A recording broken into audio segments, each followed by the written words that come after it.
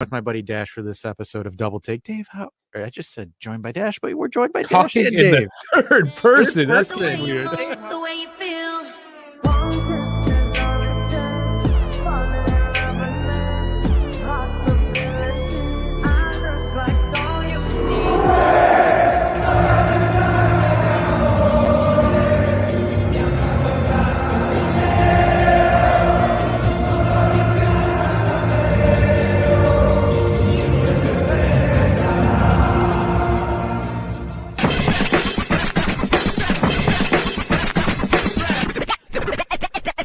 Good evening. We're live once again. It's been so long, but I'm glad. It's your fault, Dash. I was just gonna do a recorded one again. You're like, no. Well, I was like, we got to, because like we've only been live on Twitch and we haven't really been doing anything live on the YouTube. So it's like, I think we need to, do something here because, we haven't seen the guys around. We haven't really spoken with KB, Frankie, Peepo, and all those guys. And It has been a while. Yeah, he left us a comment saying, "I miss you guys." Yeah, we miss you too. So hopefully everyone does roll in. I know it's the Sunday night. People have the family thing Sunday night, but that's all right. Join us. Otherwise, if you can, catch us on the replay. We don't mind either way. So, first and foremost, we're going to get the post-match out of the way. We're going to do the Verona post-match. Dash has some bones to pick. So, shall you take it away? Shall I bone them? So, we won 1-0 against a very difficult Verona side. Yes, they're in the relegation zone, but I kind of want to throw out this rhetorical question here in this monologue here. So, when was it the last time that we did a season double over Verona? Was it 95? 4 years ago, under 4 years ago. under Ronaldo's first season with Ronaldo, Juve's first season with Ronaldo. We have not been able to secure a season double. Verona has probably been one of the most hardest teams for us to break down over the past 4 or 5 years. So I kind of want to iterate that and say, yeah, we got it. We doubled over them. Was it clean? No.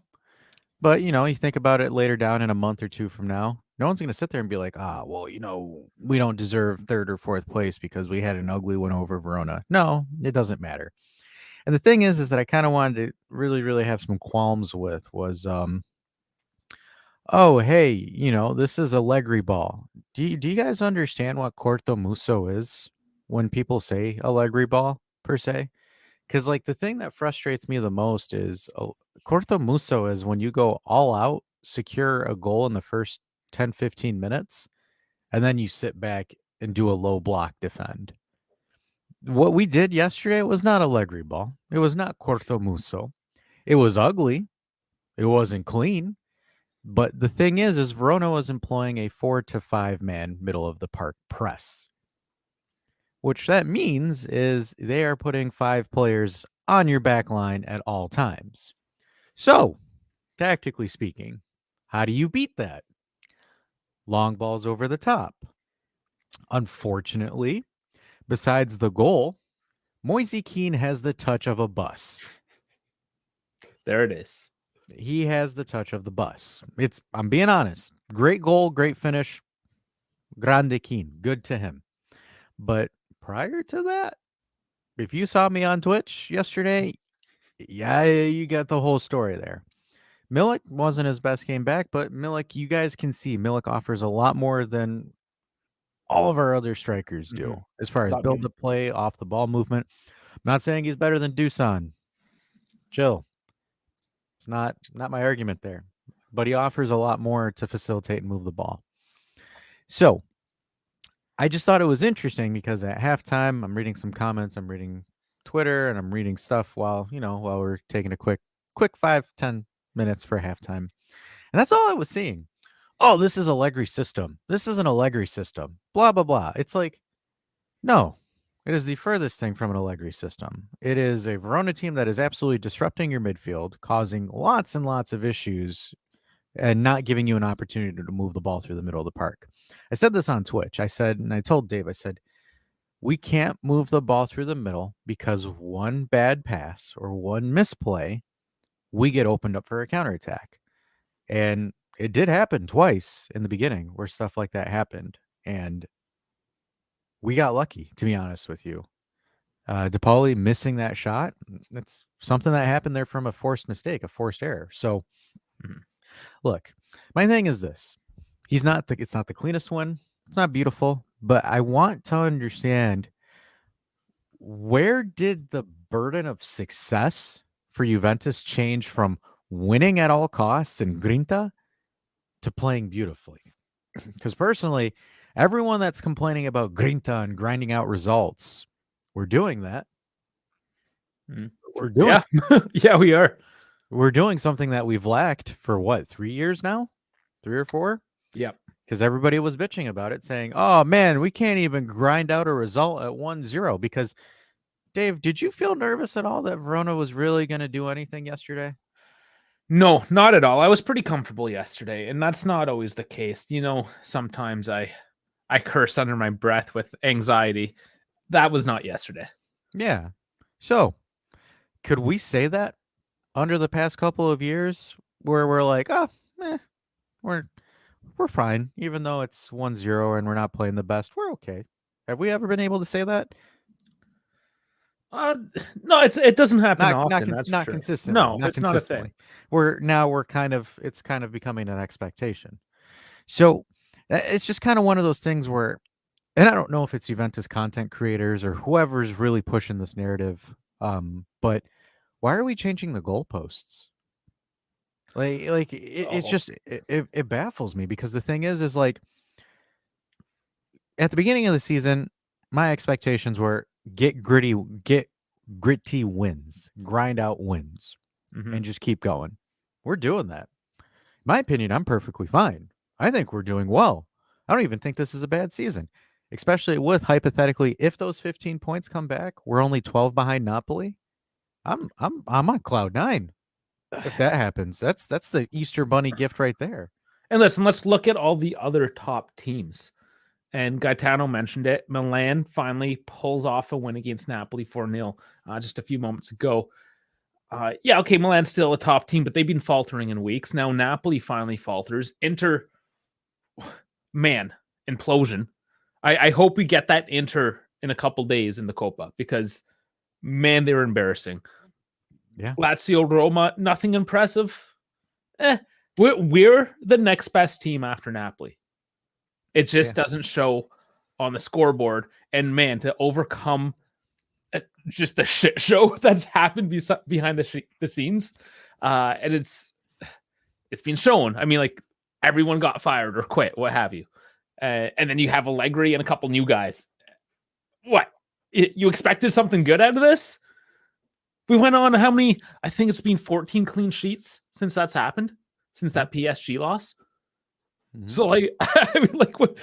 Yeah, sure, it wasn't the most pretty, especially yesterday. We've had some nice games in there. Let's be honest, some of them have been nice, but also remember, we've been missing Chiesa pretty much. Pogba non-existent.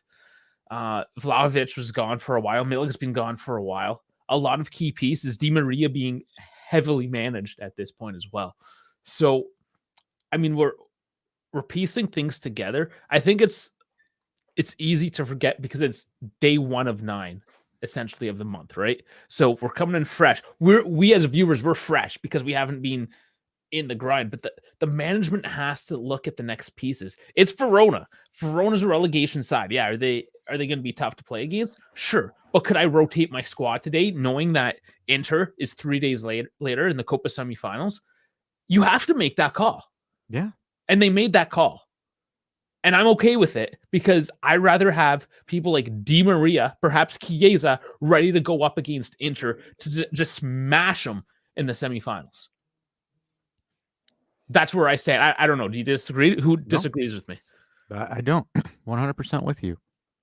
Because there's this thing, like, you listen to all these motivational podcasts, these motivational speakers, they say what keeps the elite is one aspect, where it's like, for example, you have an elite person up against an average guy.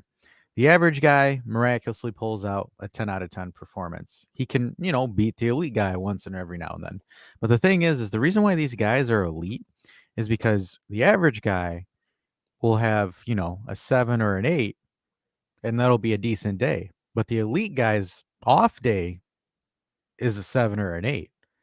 So the thing is like, yeah, yesterday was an off day. I'm not going to say that Allegri did a tactical masterclass or anything like that. No, we played terrible. It's the truth. But we were better than Verona. We were Oh yeah. our terrible was Verona's best, and we still beat them. We still beat them. And it wasn't where, at the end of the game, we're like, oh crap, oh crap, oh crap, oh crap. Because even you guys even saw Allegri, if you guys watched the game live, he literally threw a rage and walked into the locker room and he said, I was pissed. We should have done better. Yep. We should have done better. Because the thing is everyone's calling him a terrorist footballer, dinosaur tactics. The dude's pissed because of that. He's sitting there. He's like, we should have won by more. Like, he was legitimately pissed off. So I kind of I'm going to rattle off these numbers real quick.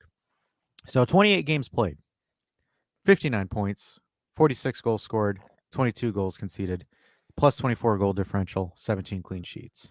The next set of stats, 27 played, 50 points, 41 scored, 37 goals conceded, 4 goal difference, plus 4 goal differential, and 11 clean sheets. Anyone want to take a stab on those? Who those are? What do you mean, like the clean sheets? Who's getting No, them? the teams. I listed off stats for 2 teams. Oh, okay. One of them, by the way, one of them is idolized as a maestro of coaching. Oh man, is this Deserby? No, Oh man, okay, is it Conte? no. Who else? Is it Dan? I'll give you a hint. His nickname is the Dutch Pep Guardiola. What's his name? You talking about at Man U? Yep. What's the fucker's name? Ten Hag. Ten Hag, yes. Or So, with his Manchester United side, with 27 matches played, they've only got 50 points. They've only scored, they've scored 41 goals, have conceded 37, and have a plus 4 goal differential. Where the second one is Massimiliano Allegri's Juventus with 59 points, 46 goals scored, 22 goals conceded, and a plus 24 goal differential with 17 clean sheets. That sounds substantially better. Ridiculous. And by the way, whose squad's more expensive? Oh, Man U, by far. Yeah. So I'd probably say by a couple $100 million. We have that with a backline of Danilo, who everybody apparently, let me rephrase it, where you have certain people of our fan base absolutely seethe at the mouth at. Then Alexandro, who everybody's losing their mind over, and Gatti, Bremer, sometimes how things interchange. So we don't even have the greatest back line, but those are our stats. Half of our back line are fullbacks. Exactly. Like, come on, guys. I mean, we have DeShilio playing as a wing back right now. Yeah, and Man U has Rafael Varane in that like Argentinian defender that everyone thinks is like the next greatest defender ever, and they've conceded 37 goals. No. 37 goals? No. So my thing is like, call me an Allegri stan. I don't really care. I'm being honest here. We got to lay off the Allegri slander, especially with the situation that this dude was put in, and the fact that he didn't say, "Yeah, well, shoot, I'm out of here. I'm bouncing." Like, come on. Yeah, he could have. Like this is just pure insanity. Because, like, for example, look at it. Inter absolutely have one bad game, and now they've absolutely collapsed. They have lost 3 straight matches, and they're about to lose a 4th one on Tuesday. When does Inzaghi get fired? Who are they going to replace him with? Graham Potter? Because they got no money. Because Graham Potter, I just saw this right before we went live. Apparently, Graham Potter just got fired. Is this true? Yeah. That's hilarious. He just got the sack. That's hilarious. I'm 100% with you. I think that's hysterical. And Oh, I kind of man. want, and we'll talk about De Zerbi here too, because like I'll pull up his stats with Brighton this season. So Brighton, 49 goals scored, 34 goals conceded. Conceding 34 goals in Serie A, you want to know where that lands you on the table? That sounds like a Fiorentina. Worse. Ooh. So,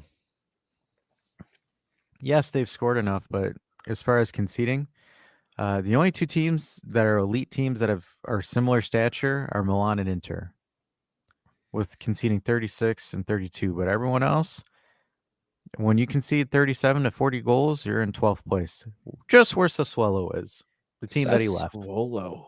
Okay. So, again, I don't believe in De Zerbi, in my opinion. I don't think he's a big squad manager.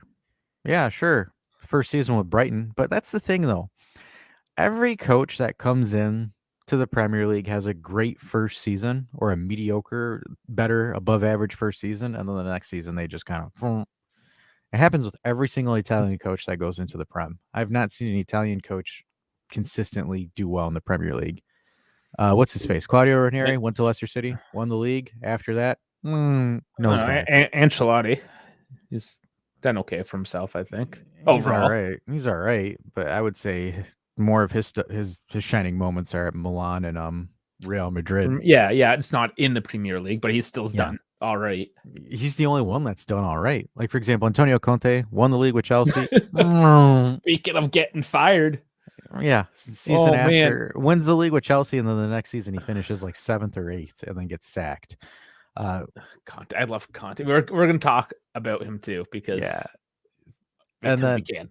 And then hey, go back to Conte and Tottenham Hotspur. They did well, qualified for the Champions League that season when they had no business qualifying. And then what did they do this season? And he's gone. Not a whole lot. So my thing is like Brighton and Albion. So Graham Potter was the coach of Brighton and Albion and was, oh my God, guy's an amazing coach. Great guy. Let's throw him in Chelsea. Yeah. How's Chelsea doing right now? 11th place. So yeah, not great. Not great this year. With all due respect to De Zerbi, dude hasn't cut in his teeth. Yeah, he's in a semifinal of the FA Cup, which, I mean, in my opinion, Brighton's not going to win it or really do anything. But, hey, they're playing against Man United. They beat Man United. We might see something go on here. But I don't know. Because the thing is like, this is how, and I'm going to share my screen here real quick. Personally, at Juve, I don't want this guy as our coach. The reason why, you concede 3 to Brentford. And you need to score a penalty to save that game. What is the point of scoring 3 goals if you concede 3? That makes no sense to me. It looks like how I play FIFA. It is. Like, look at his defense. All of them are absolutely atrociously rated. And it's like, okay, great. You play this attacking style of football, but what's the point when you concede 3 to Brentford? And look at where Brentford is in the table. They don't have the table here. They're 7th. They're 7th. Yeah, they're not having a horrible year. They're not having a horrible year, but you don't concede 3 goals at home. Like Brighton's doing well this year, so I don't know what's happening in the EPL. Yeah, Manchester, I'm just happy not in first, either one. Newcastle finally paying off. That's a bit of a bright note, I would say. Newcastle, yeah, but they're gonna have the same owners as Inter really soon, because the Saudi investment fund is about to buy Inter from Suning. Are they? I've not been tracking that. I have not been paying attention to the Inters. That's interesting. $1 billion. 1 billion, eh? That's all they're worth? It's too bad. It's actually quite an improvement, so I'll give Suning props to that, because it was like 700 million. Now it was more. Well, if you're getting a billion, I guess not so bad. I can't remember how much they paid for them. Seems like a Nima question. He would know. Nima was very upset yesterday on Twitter about Inter's performance. I don't blame him. Oh man, yeah, I'm enjoying myself. I am. Okay. I'm more so enjoying myself after the Napoli loss because I kind of wanted to iterate this about Napoli is you guys haven't even won the Scudetto yet, and you guys are talking trash to the Milan fans, to us. Like, guys, All the while they're Neapolitan, of course they're talking trash. like my thing is this when it comes to I'm gonna make myself bigger here. Napoli, win your title first, by the way. Your first one in 33 years. 33. And then you can come back and talk smack to us for winning one Scudetto. That if you guys fumble this bag, oh my God, I am going to troll you till the day I die. By the way, Napoleonos. Like, that would be hysterical. And if it was to us, I'm shaving my head bald. If we get, clip it. I'm dead serious. I know Beppe said it in his live stream earlier, but if we legitimately get our 15 points back and rob the title of Napoli, I'm going bald. I have to because it would just be that hysterical. No. I would be happy to do it. But win your title, guys, because you lose 4-0 at home, you're going to be shook. And you're going to be playing Milan in 16 days, the same team that bent you over. And the funny thing is, Dave, here's the funny thing about it. You want to know what Milan did? Straight press in the middle and counterattack with two guys. Oh, so they did the same shit. It's all they did. Nothing crazy. And they absolutely beat the most attractive team to watch. And oh my God. And now here's my favorite thing. The Neapolitans are saying, oh, it's just mind games. We wanted to let the gas off on this game. All right. Okay. All right. No, go on. When you guys have an opponent that you're playing in a Champions League quarterfinal or semifinal, you do not give them momentum. You just gave them a heap of momentum. Yeah, because they are playing them in 2 weeks. Yeah, pretty soon. 2 weeks. Because it's funny because the thing is like, if I'm Milan, I just kicked your ass at home 4-0. Yeah. Could you imagine? Because the first leg is being played at the San Siro. I am coming at you hard. That's what she said. Yeah, I mean, there's a lot you've said recently that made my head go completely in the gutter, but that's fine. I just let you say things. So I'm just saying, and I know Beppe's streaming, and I actually caught a bit of it, and Beppe kind of said it. He's like, I would be careful, guys, because you start celebrating and you start doing all of that shenanigans. Yeah, this was one of those games that I understood if they lost 1-0, 2-1 or something like that. Yeah, this is 4-0. Yeah, this is 4-0. We lost 5-1 to them. We got smashed, and we admitted it that we got bent over. You guys got these guys. Napoli today, you got bent badly. Admit it. I mean, when you're holding your ankles, you can't deny it. Yeah, and apparently Spalletti's still chasing that handshake from Allegri, but that's probably why they lost. But so here's the thing. Let's have some fun here. I'm going to play fantasy football real quick because we're kind of getting into the banter. I mean, we were supposed to sort of do a post-game story, and it turned into a dash-a-log. All right, so let's have some fun here. So, hypothetically, because Victor Osimhen apparently lost his good luck charm, which is his mask. So yeah, Jesus. So seriously, you kidding me? So here's the funny thing here. So Beppe did this earlier. I'm going to reiterate what Beppe said.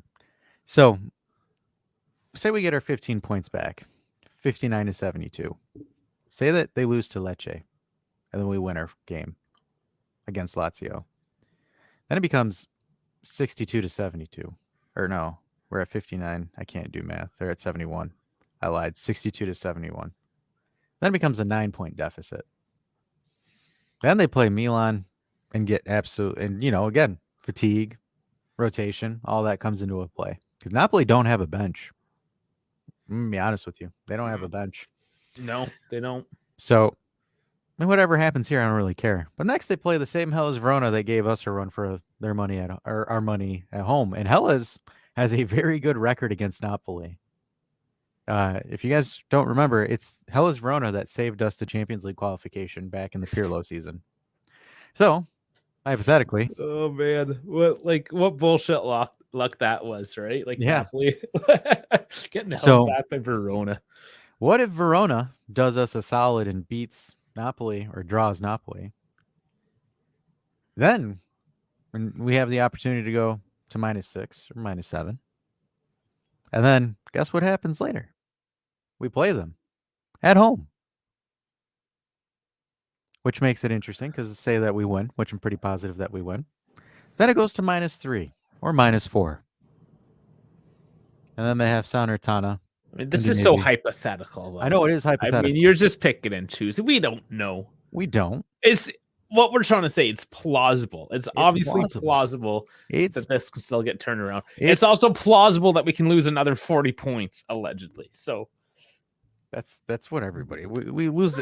Juventus breeds -50 points. And then the funny thing is those same goofballs that are suggesting that all want to give the title to Napoli from 2018 to 2019. And guess where they're all from? They're from Napoli. So hey. And people wonder why we don't like and people from outside of Serie A are like, why does everybody collectively hate Napoli? That's why. yeah, I mean, they just don't understand the nuances, but that's fine.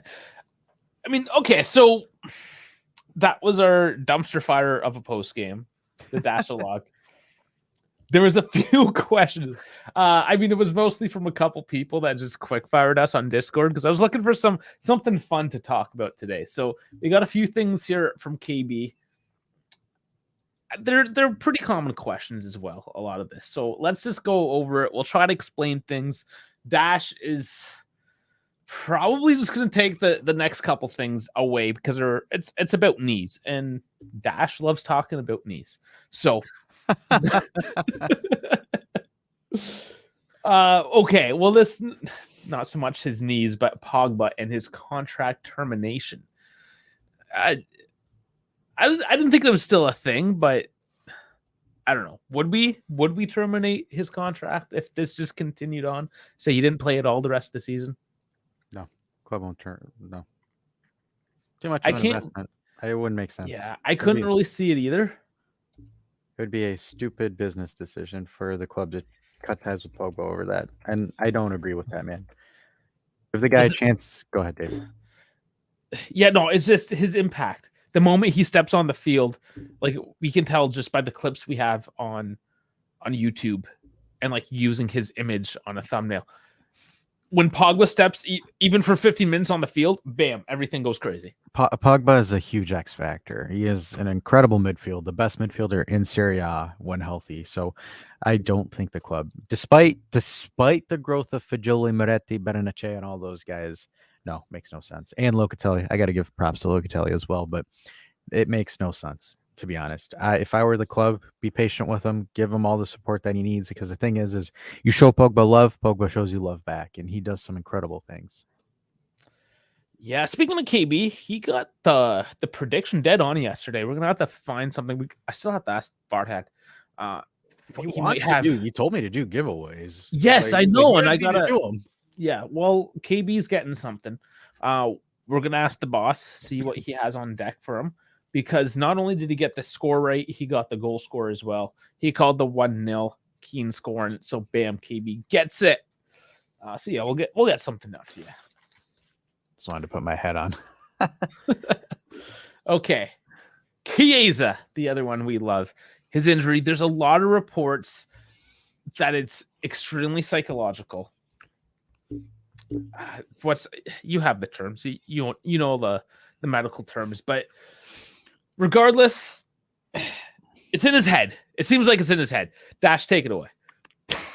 All right, so the thing is so one of the things right now, this is what I've seen on Twitter, but they're saying that a fiber optic arthroscopy is ready to try to understand what the problem is that is keeping him away. Like we said, he'll have him back for the Coppa Italia, but the feeling is Juve will have to do without him again.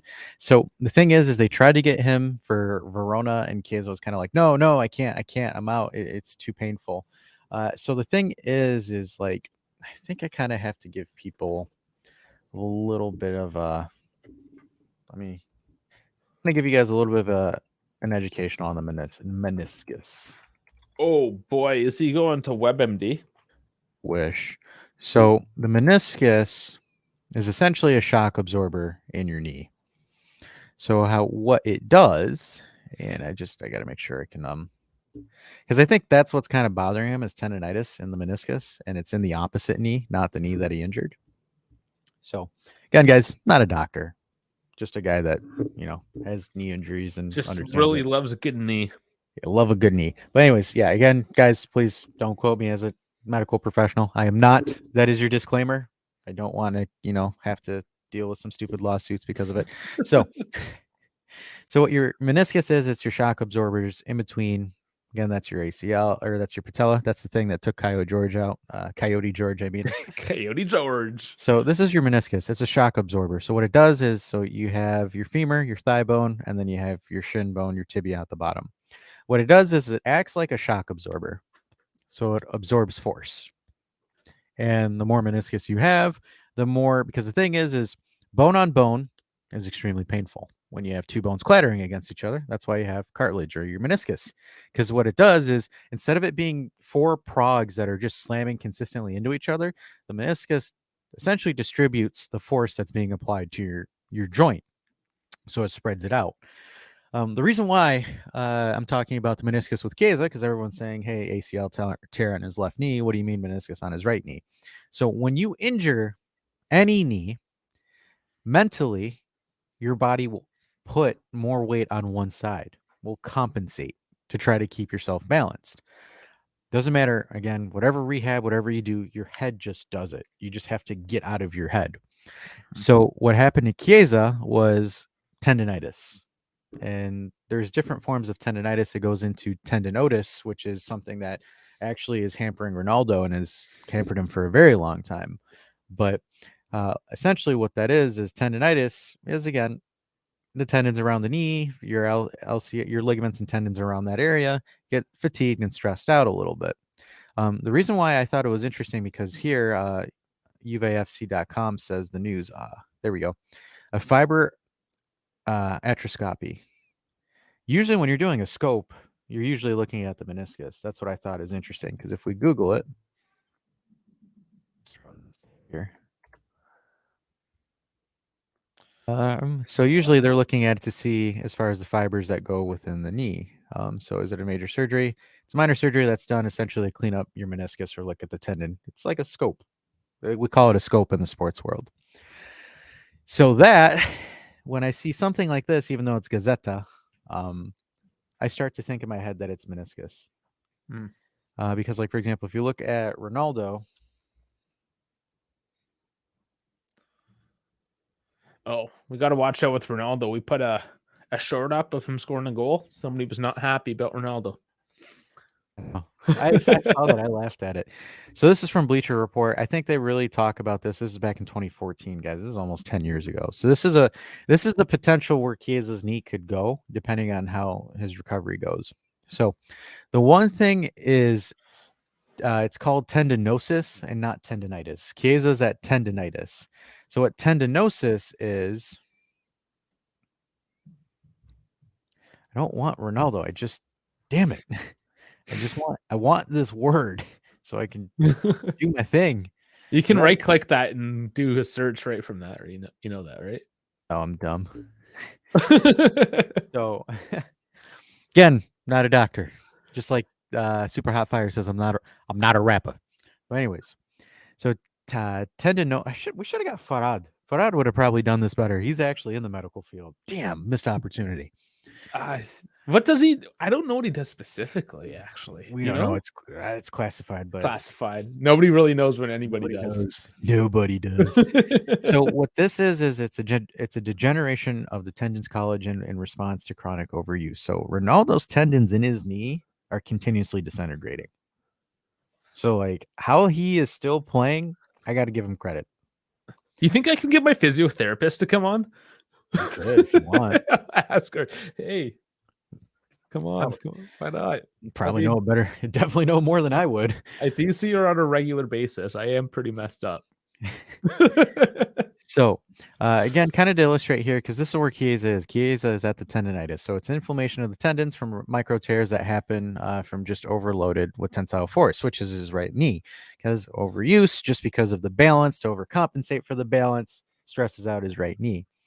The thing is this is where it gets a little bit dangerous. Tendinosis is because of chronic overuse, it becomes essentially disintegrates to the point where you have nothing. It's a gradual process that happens over time. So again, many injuries that are tendonitis are actually tendinosis. So like for example, here where they talk about it, it says a tennis player is usually described as tendonitis because it's either acute. It's not a. That's a terrible example. They're talking about tennis elbow now. Yeah, What's tennis going on? elbow. See if I can. I want to get like a good example that I can show you guys here. Maybe this image will help. Oh, it's a YouTube video. Neat.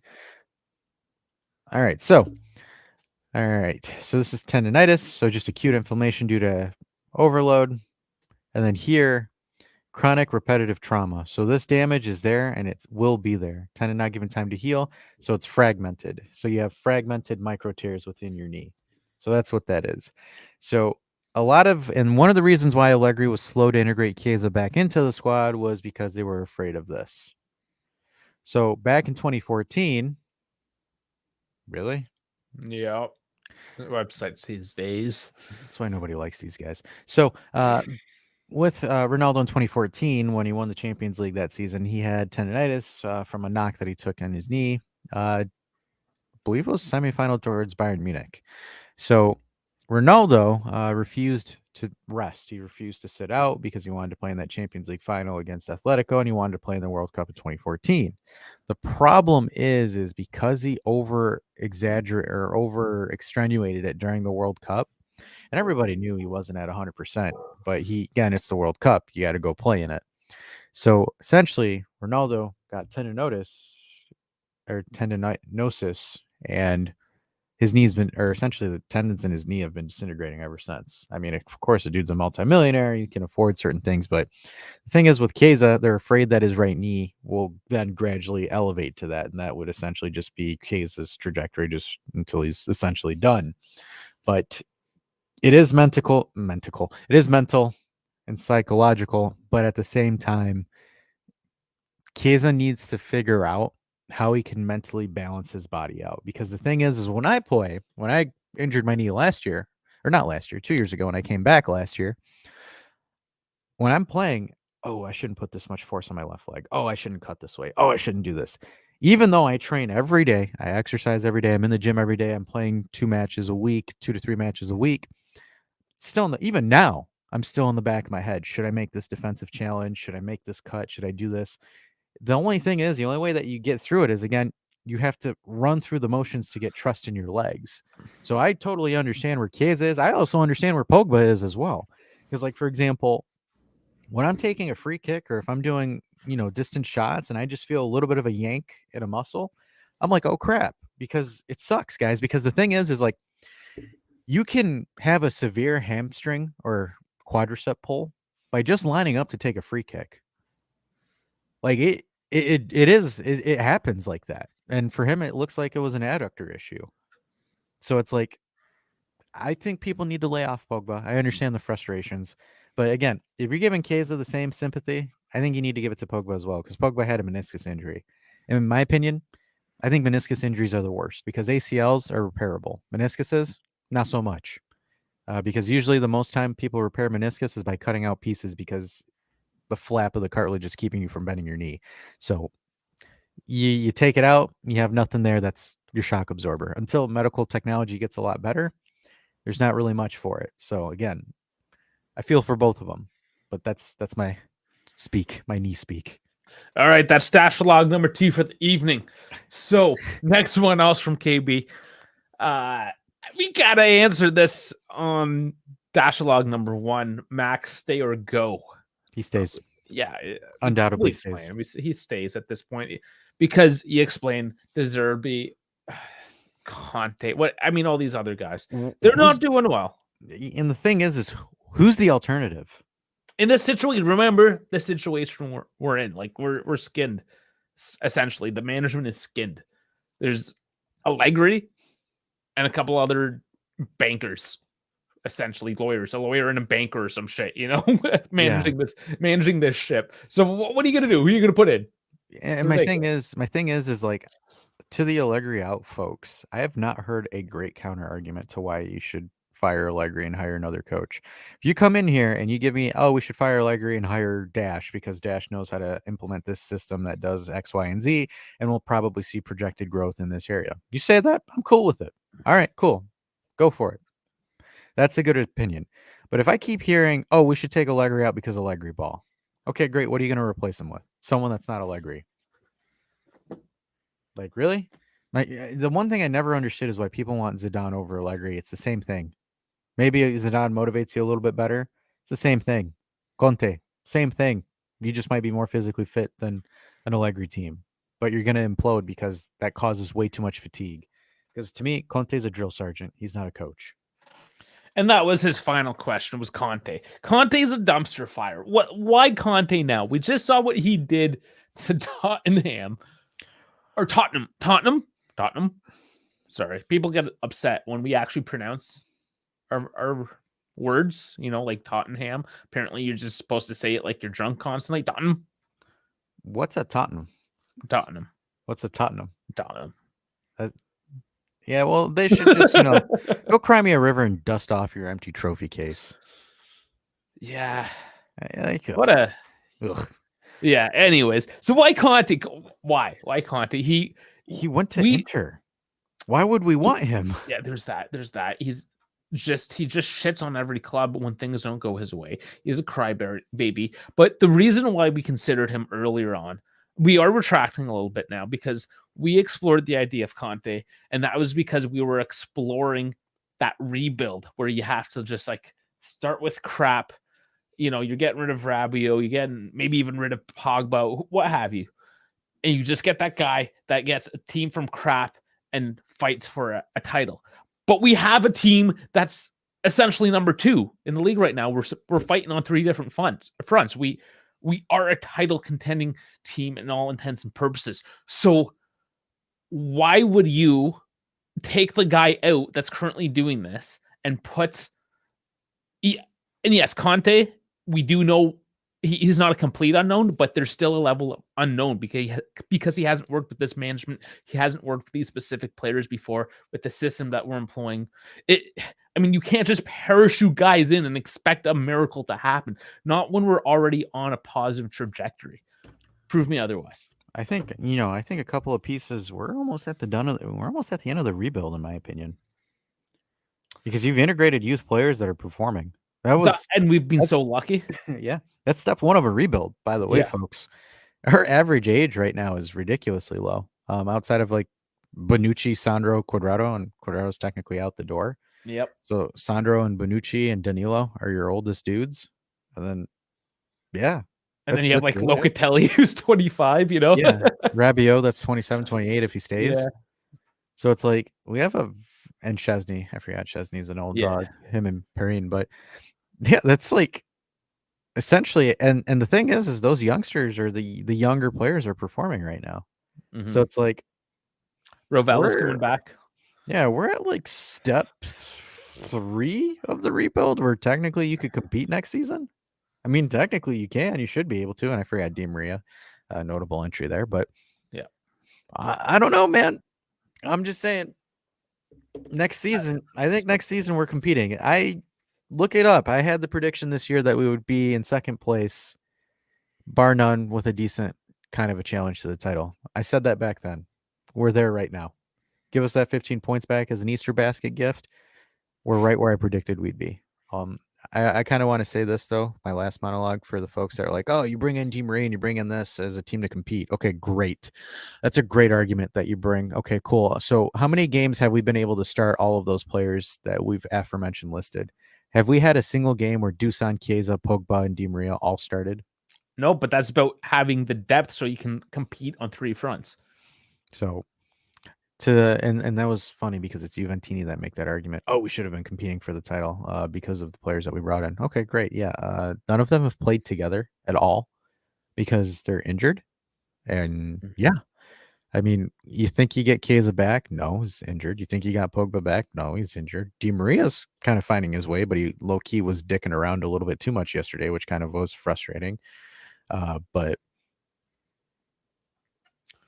I'm just saying, when your starting midfield was projected to be Locatelli or Rabiot, Locatelli, Pogba, and in reality, it's Fagioli, Rabiot, Locatelli.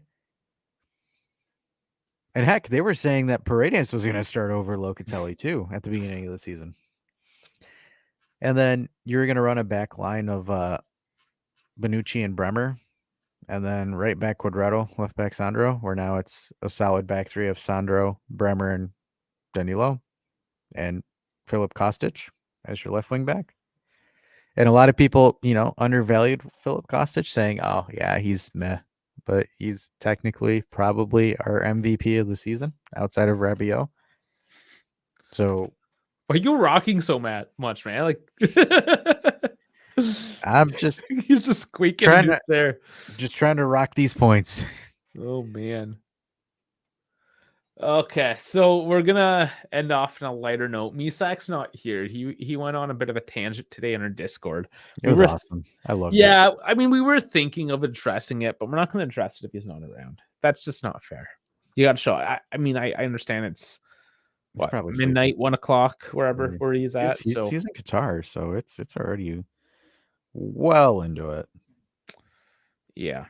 Regardless, fuck Mary Kill. Milik Vlahovic Keane. That's from Isak. Milik, that's it. Milik, why? Come on. Milik, everything besides kill. No, I'm just kidding. Marry Milik.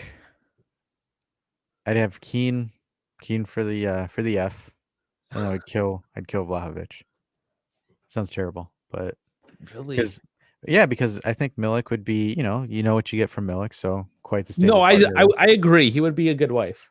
He'd be the good wife, and then Keane, because he excites you like a side piece every now and then where he does something like, score the goal. Like, oh my God, since when did he have a touch like Messi to score that goal?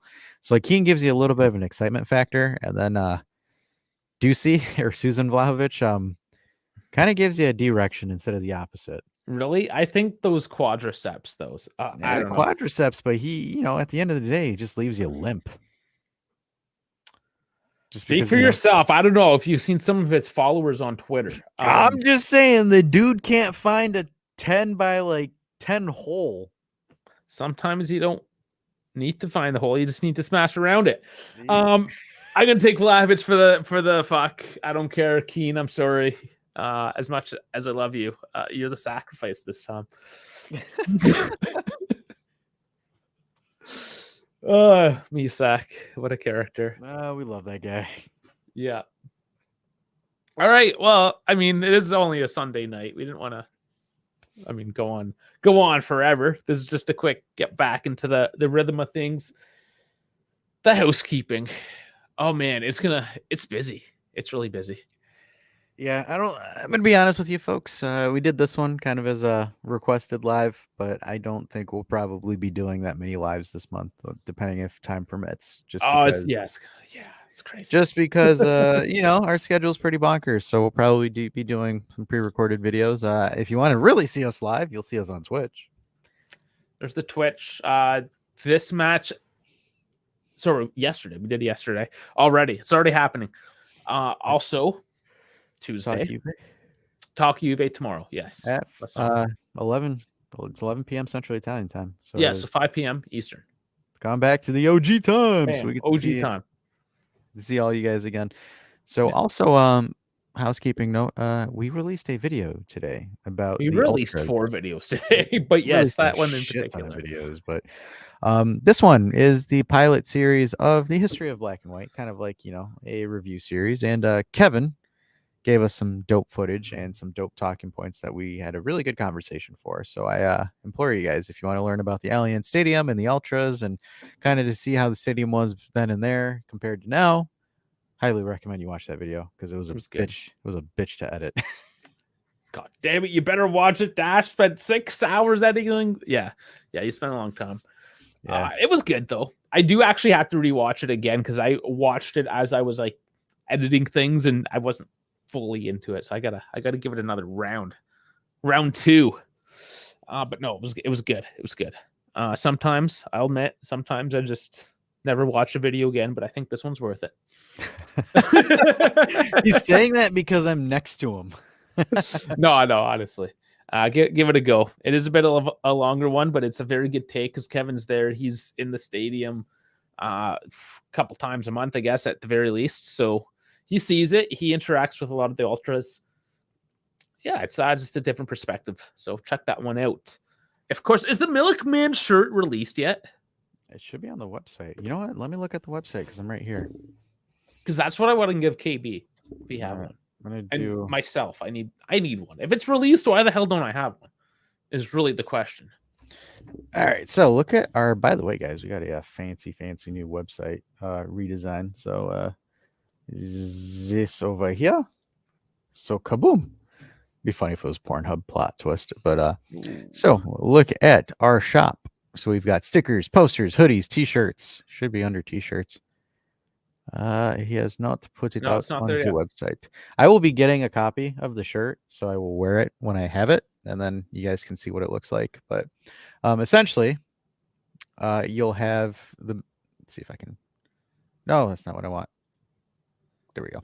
So you'll have Milik right here in the Milkman costume, and then Milkman delivery, or the Milkman delivers.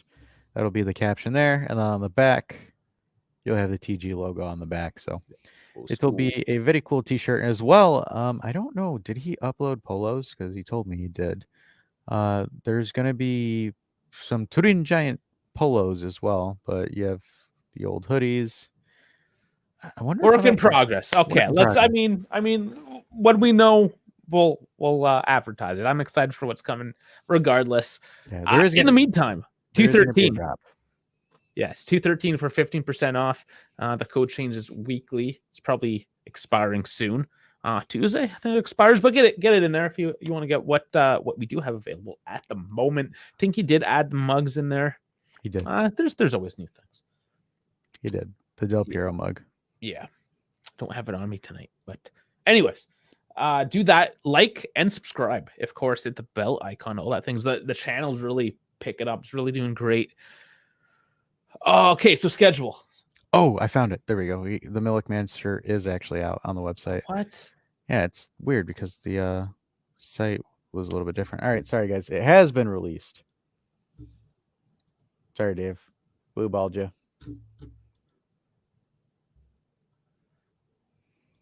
There it is. There it is. Okay.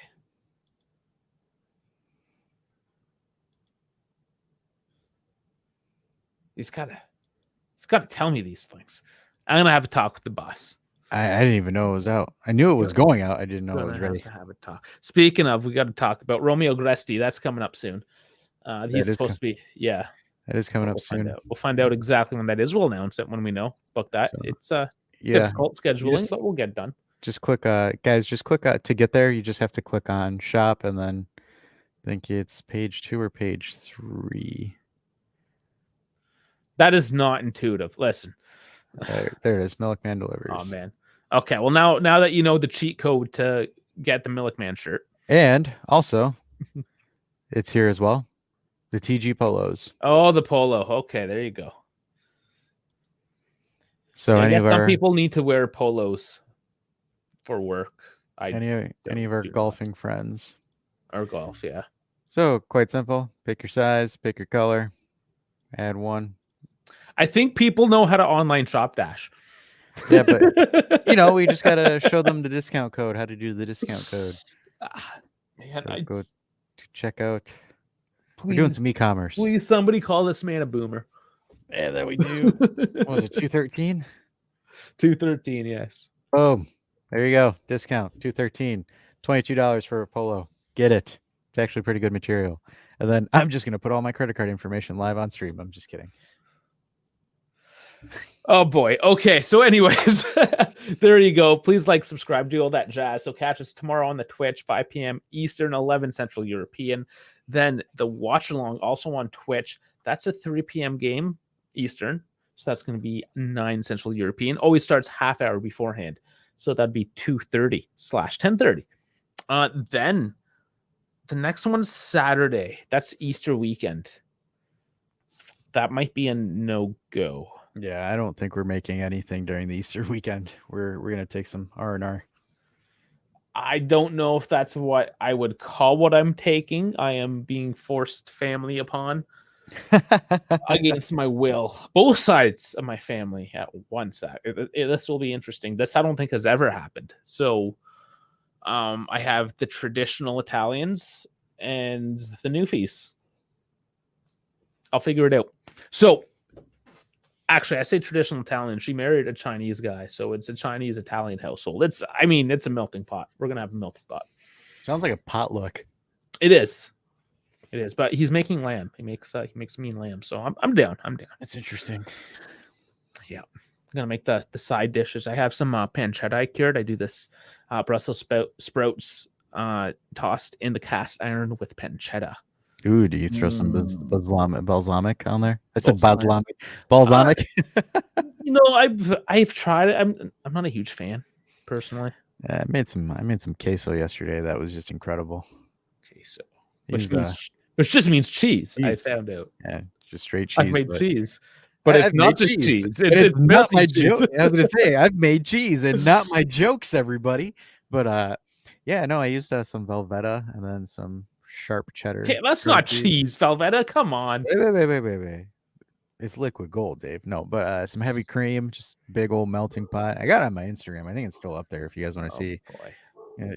Because the thing is, it's like I'm one of those like content creators that like doesn't really post like my content on my IG. Like sometimes I do. Not. Oh, people. Now he shows up. Now people. he shows up. Guys, we're signing off. People, come on. An hour later, but no, yeah, it's funny because like Dave and I are probably the only content creators that don't use our personal page for like anything. Like we use all the business pages. Like for example, I post everything through the Turns G's or TG's Instagram. Like I'll share an occasional video or a clip if I think it's funny, but like yeah, someone was asking me, I forgot who. They're like, so like why don't you like post your stuff on there on your like personal page? I'm like, because I don't really care that much for clout.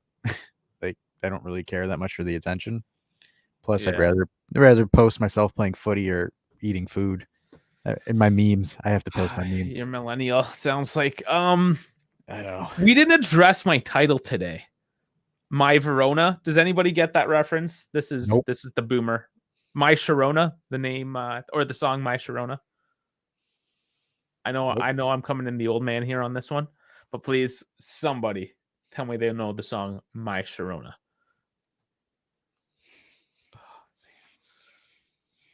Man. Somebody please tell me. What he's talking about. Jeez. Yeah, people is he's commenting here on that the Ultras video. Yeah, he liked it. It was a really good video, man. I had so much fun making it, but processing it was a pain in the butt. Just because I had to like process multi 4K videos at the same time. I had to actually like use an ice pack to cool my computer off. Okay, people, see, he knows. He knows Sharona. My Sharona. I don't sing. That's the most you're getting. Really? I Look it up. I don't sing. I do not sing. I talk. I talk. I don't sing. I just talk. I just say stuff. That's it. Yeah, I just talk. I don't need to sing. I use my words. Yeah.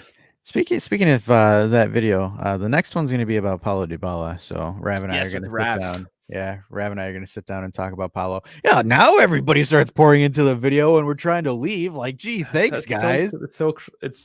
Everyone shows up at the end. I bet you it's because Bepe's. We booked at the exact same time as Bepe, which is dumb. I know we're terrible at scheduling. Is he? Yeah, he finished. He finished 2 minutes ago. That makes a lot of sense. Okay, guys, if you're in the chat, then we were going to sign off. But if there's other nonsense you want us to talk about, we went through a bit of nonsense. A lot of nonsense. There's Bones. There he is. We needed Bones and his boomer comments. Yeah, you know what? I got something for Bones. Just because he likes to show up late, I'll give Bones. Do you know the song My Sharona? Please say yes. Please say yes. Okay, I'm gonna look it up. And play you 7 seconds of it.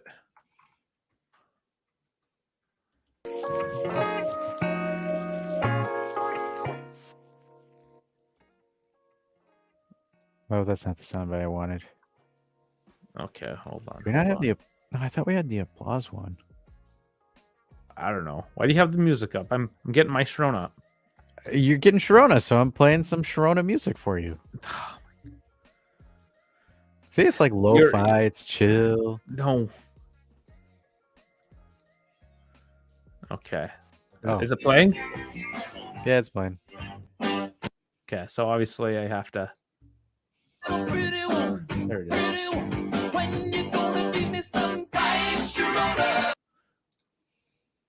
You don't know that song? No, I've heard of it. I just don't know it off the top of my head. Okay, well, you know the song. Yeah, I know that. Okay, you know of the song at the very least. Yes. Oh man, That's Bones' like favorite soundbite. let's see. When did that come out? My Sharona, like it's got to be late 70s, early 80s. My Sharona, song It by has the to be. Knack. Come on, June 1979. Yep, that's older than me. So yeah, it's old. It's old. But I listened to that era, rock from 70s, 80s. Yeah, why not? Shit's awesome. Hey, we love him too. He's our uncle. Okay, what's what I'm missing? Oh, people there on talking about Pepe. Yeah. Is that what's going on? He was. He's like, I love him. He's like, Gotcha. I love the guy. I'm like, yeah, I know. And Bones says that's my dad's era.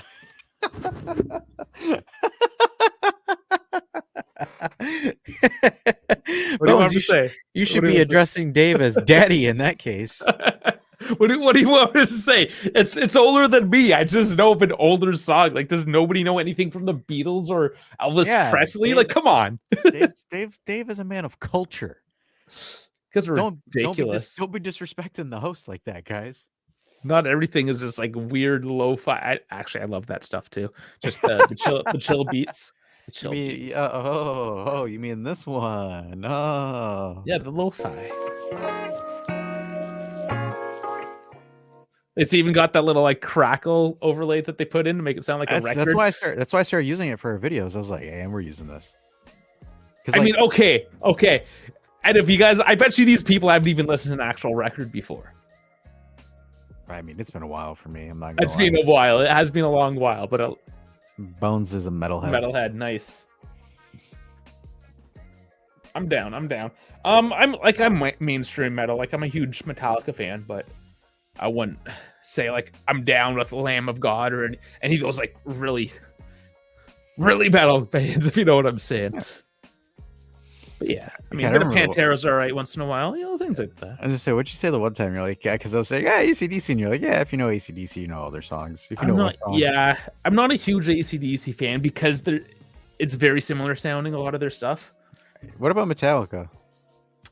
They do mix it up. I mean, they do have their sound, but they have been known to mix it up, and their like very early like 80s stuff is different than the 90s, and then the 2000s, which was the worst, is another like whole different thing. Then they start getting good again, and then they start getting bad again. So I mean, it goes up and down. They're all different eras, different sounds, so yeah. Okay.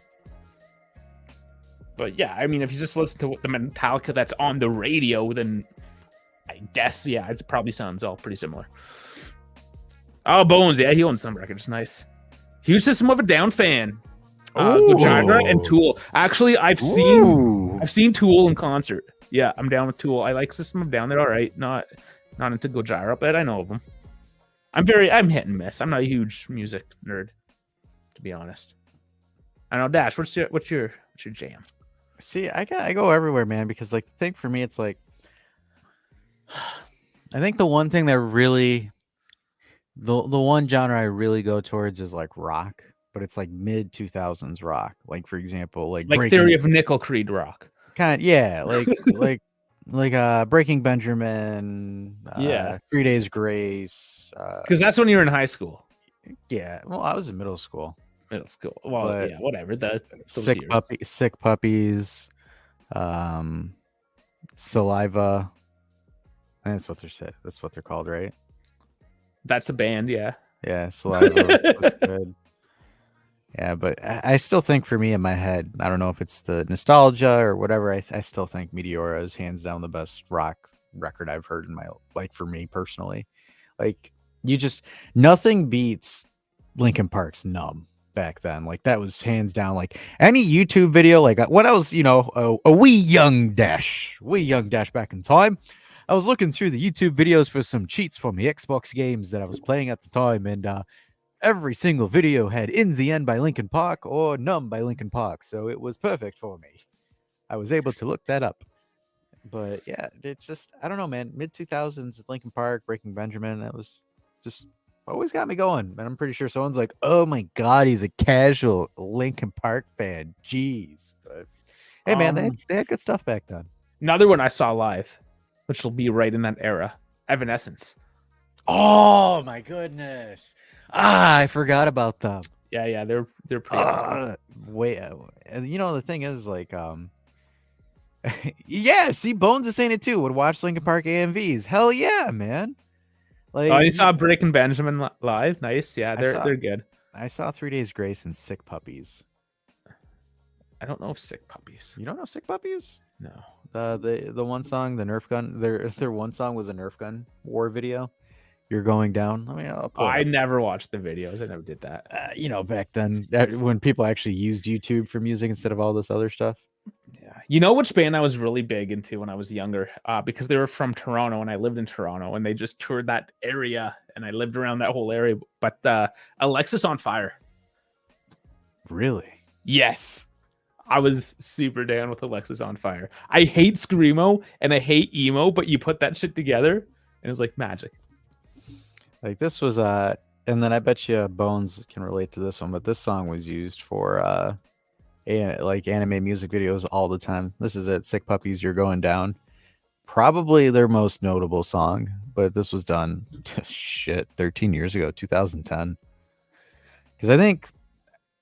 Because the thing too is like back then was like anime was definitely something in the underground, and then like a bunch of people were like making AMVs using anime and stuff like that. That's how like a lot of us got introduced to rock was through those AMVs because shoot, man, like 2008, 2010, the internet was kind of blossoming. It wasn't really a thing that much. Like, yes, I know this song. I just listened to the first. Yep. As soon as the bass started playing, I'm like, Yep, I've heard this.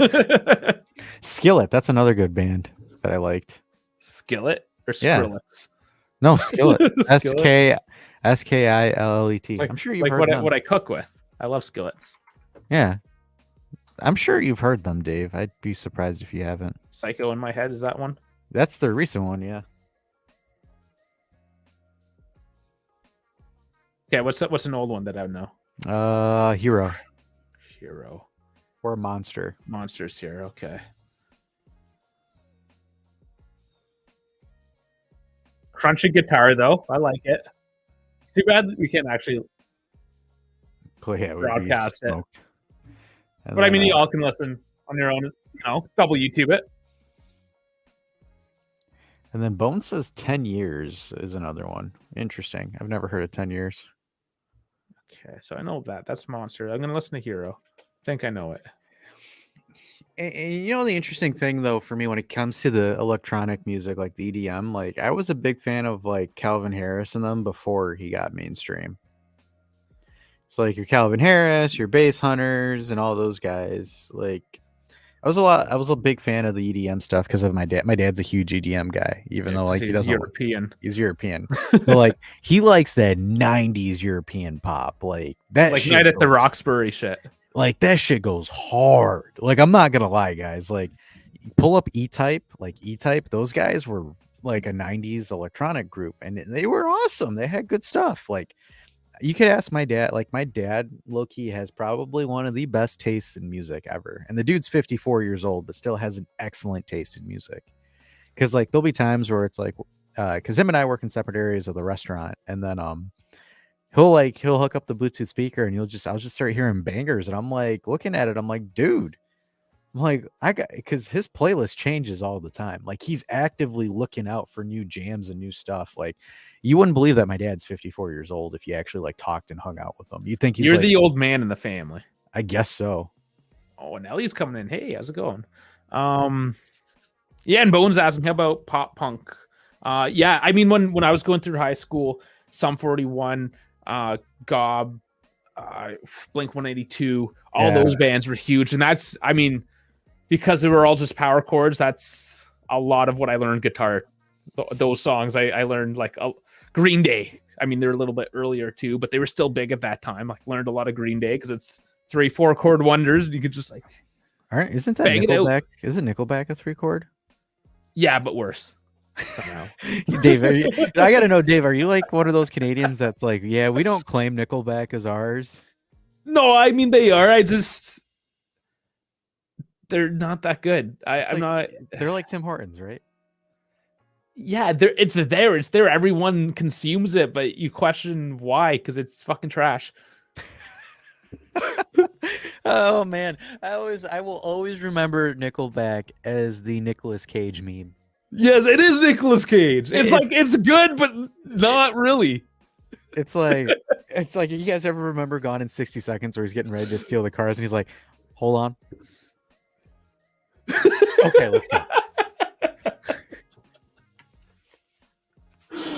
Oh man, yeah, Nick Cage.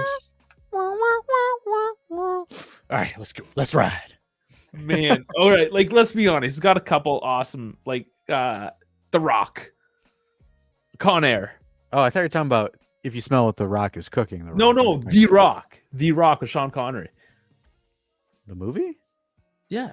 I haven't seen that. Oh, come on. Fine. I'll do a quick Google search before you Okay, look no, at this me. is actually a movie you must. It was about the same time as Shawshank Redemption. Really? Yes, it was huge. Oh, that Rock. Yeah, you know what I'm I saying? haven't seen it in a while. It's 1996, right? Sounds about right. Okay, guys, if you have not watched The Rock, it is the best Nicolas Cage movie, and I know that might throw some people off, but it has Sean Connery, so it is okay. It has Sean Connery, so it's saved. Oh man. Oh, Yeah. I think I probably haven't. I've seen this before. It's just been a while since I've seen it. Been, yeah, definitely watch it again. It's a classic. Because it's like it's interesting because it's a synopsis. It's a spy movie in a sense where it's like you have the old guard and the new guard, where Nicolas Cage was the new guard. He was fairly young back then. You know, in the 90s, I would say it was Nicolas Cage's decade. Oh yeah, he was killing it in the 90s. Like he was in everything. And then he played, what was that, Family Man, that Christmas movie? It all went downhill. Yeah. I to be honest with you, I didn't think much of him in Gone in 60 Seconds. Like It was a movie of its time. It was a movie of its time. Don't get me wrong; it's a classic. But like the thing, he seems so weird as a main character for that movie. Like, and I have we've got to steal 86 cars in 48 hours. We're gotta get this ferry. I gotta save my brother. And then it's like the bad guy was great. Then he's like, "What? I gave you that's Eleanor. Yeah, it's a bit busted, and this car is absolutely worthless to me now. But I brought you Eleanor." And then like the one thing is like you ever notice like I don't know why I don't know if it's just his style, but like whenever he's looking at a movie where he's like down, he's like this. He's like. like guys, I implore you, if you watch a Nicolas Cage movie, just watch when he is like he's on the ground or something, he looks up and he's like he just has the same look. Yeah, same look. Doesn't matter what role he's playing, same look every single time. I guess he's caged that face up. Yeah, did you like that, Juan? Oh, not with the Juan jokes. Come on. Was the best part of the Twitch stream yesterday because the game was so boring. I needed something to keep it entertaining.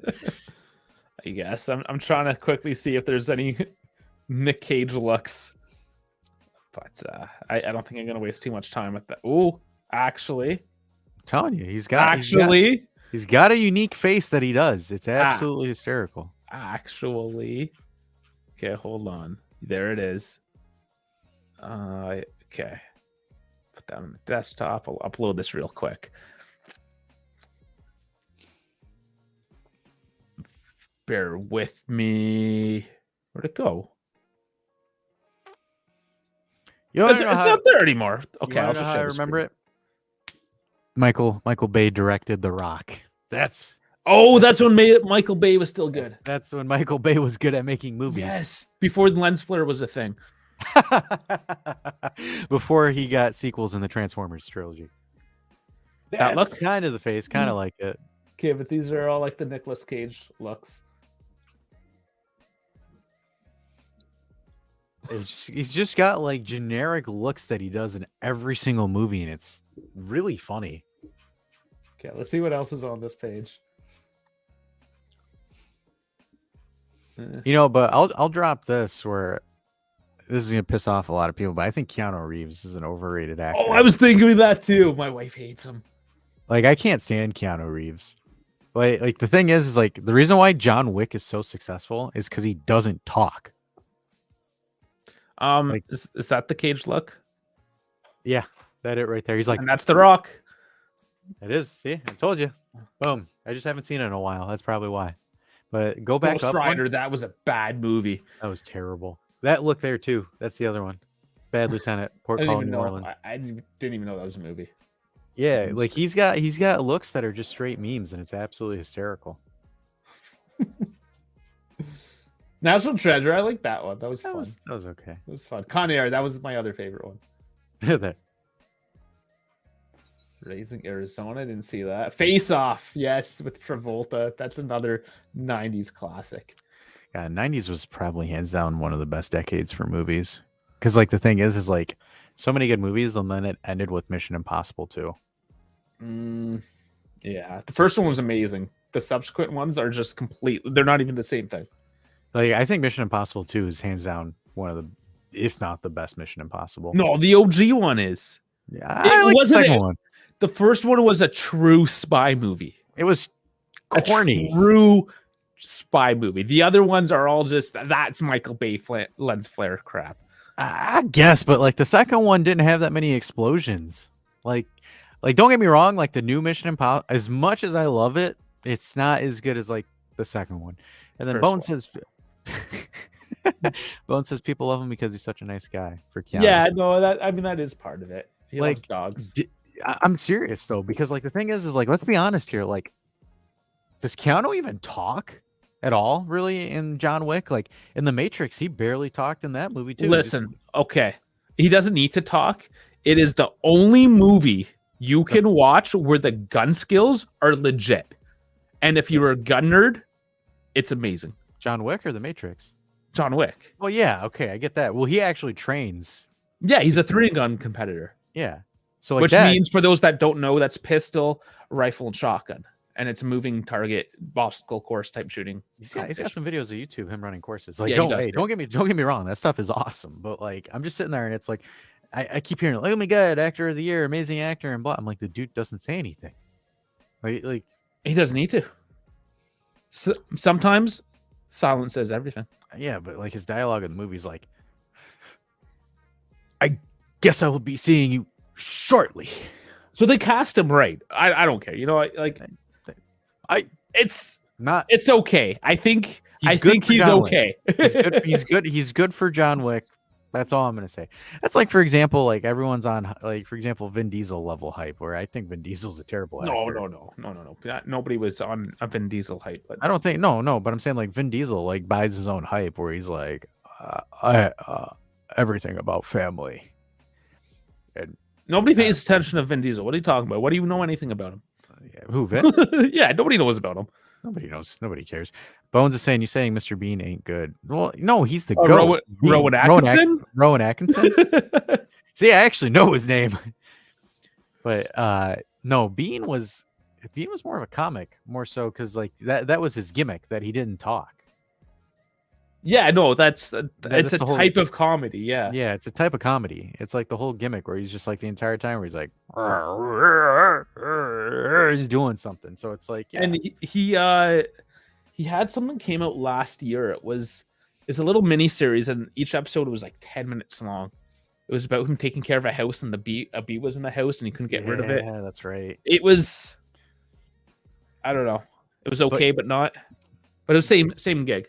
But here's the thing, though. Like, Rowan Atkinson was like good in movies that he had to speak in too. Like, for example, Johnny English. I thought those movies were hilarious. Yeah, that's true. And then He also played one of the main guys in the Scooby-Doo, the live action Scooby-Doo, like the first live action movie of an anime whatsoever. No, I didn't know that.